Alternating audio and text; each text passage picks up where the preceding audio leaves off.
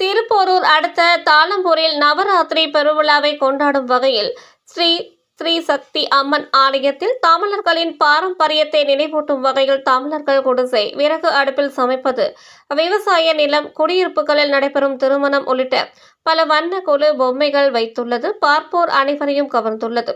செங்கல்பட்டு மாவட்டம் திருப்போரூர் அடுத்த தாளம்பூர் ஊராட்சியில் ஸ்ரீ ஸ்ரீ சக்தி அம்மன் ஆலயத்தில் 19ஆம் ஆண்டு கொலு பொம்மைகள் வைத்து நவராத்திரி பெருவிழா நடைபெற்றது.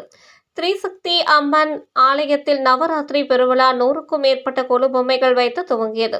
இந்த நவராத்திரி பெருவிழாவில் விநாயகர், கிருஷ்ணர், வள்ளி தெய்வானையுடன் முருகர், சிவன், பெருமாள், ஐயப்பன், சரஸ்வதி, லட்சுமி, கோமாதா, வெண்ணெய் திருடும் குட்டி கிருஷ்ணர், சிவபெருமான், பார்வதி, விநாயகர், இந்து மத கடவுள்கள் போன்ற கொலு பொம்மைகளும், கிராமத்தில் மண் பாண்டங்களில் உணவு சமைப்பது போன்றும், இயற்கை காய்கறிகள் சமைக்க தயார் நிலையில் உள்ளது போன்றும், விவசாய நிலத்தில் கோமாதா, விவசாய நிலம், இயற்கை காய்கறிகள் விற்பனை செய்யும் விவசாயிகள், கிரிக்கெட் பொம்மை, மருத்துவம் பார்க்கும் மருத்துவர், செவிலியர், நோயாளிகள் போன்ற பொம்மைகள், குடியிருப்புகளில் நடைபெறும் திருமணம் உள்ளிட்ட ஏராளமான கொலு பொம்மைகள் வைத்து நவராத்திரி பெருவிழாவை சிறப்பாக கொண்டாடி வருகின்றனர். பல வண்ண நவராத்திரி கொலு பொம்மைகளை பார்த்து ரசித்த மக்கள் தங்களது செல்போனில் வீடியோ மற்றும் போட்டோ எடுத்து மகிழ்ந்தனர். துவக்க நிகழ்ச்சியில் அப்பகுதி சிறுவர்கள் கலந்து கொண்டு பஜனை கீர்த்தனைகள் பாடி அசத்தினர்.